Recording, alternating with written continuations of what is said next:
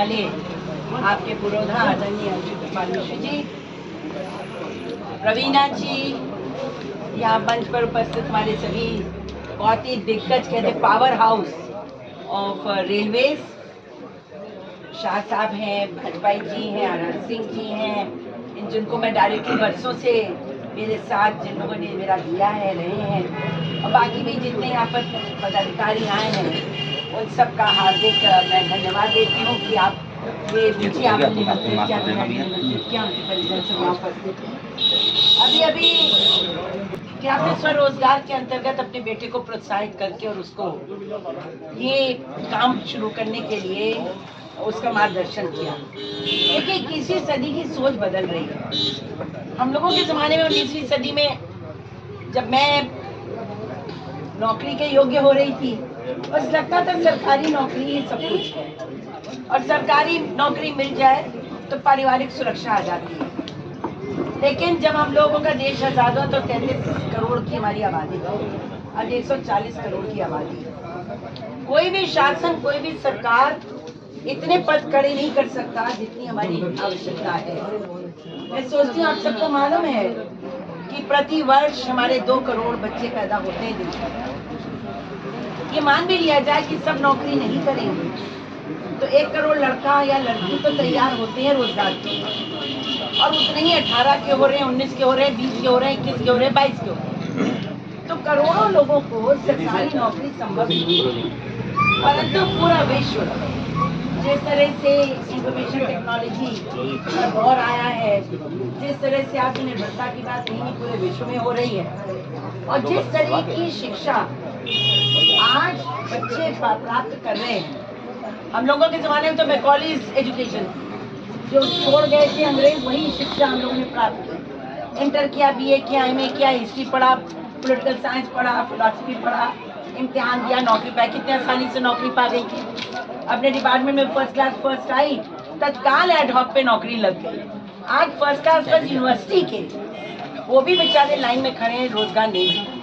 तो आजकल एक तो सबसे बड़ी आवश्यकता ये है कि तकनीकी एजुकेशन या बाजार में मांग क्या है, किस व्यवसाय की मांग है, उसको देखकर ही शिक्षा ग्रहण की जाए। और मुझे बड़े प्रसन्न है मीना जी ने अपने पुत्र को सही दिशा में भेजा।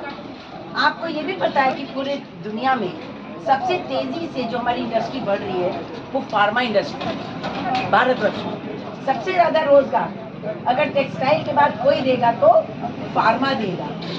मैं कल ही आंकड़े पढ़ रही थी कि फार्मा के में पिछले 7 वर्षों में 6 वर्षों में हमारी तिगुनी बढ़ोतरी हुई।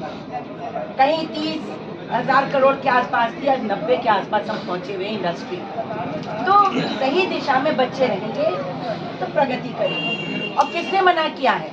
आज आपने डी फार्मा किया, आपने दुकान खोली तो मन करे ध्यान दीजिए सरकार की नौकरी का, चले जाइए, वो तो कोई प्रॉब्लम नहीं है, वहाँ तो कोई रोक नहीं है। आजकल लोग इंजीनियरिंग करते हैं, IAS बन जाते हैं, IAS होते हैं छोड़ के मल्टीनेशनल में चले जाते हैं। तो इसलिए बच्चों को सही गाइडेंस देना, उनके रास्ते में रोड़ा ना बनना। ये है कि नहीं तुमको यही पढ़ना है। आपने देखा कि कोटा में क्या हो रहा है, युवा आत्महत्याएं कर रहे हैं क्योंकि पेरेंट्स जो अपना सपना खुद पूरा नहीं कर सके अपने बच्चों के माध्यम से पूरा करना चाहते हैं। तो ये अनुचित है। उनकी इच्छाओं को देखते हुए, उनकी क्षमताओं को देखते हुए आगे बढ़ाना चाहिए।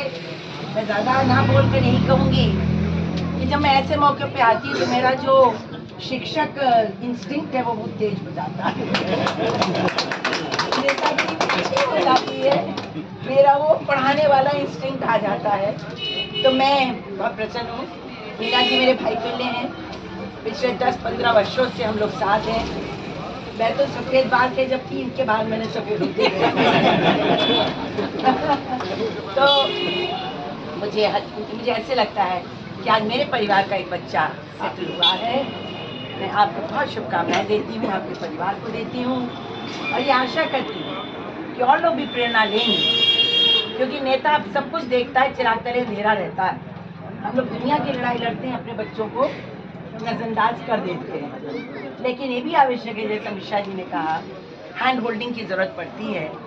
आपको बहुत बहुत बधाई और बच्चे को बहुत बहुत आशीर्वाद। धन्यवाद। धन्यवाद दीदी।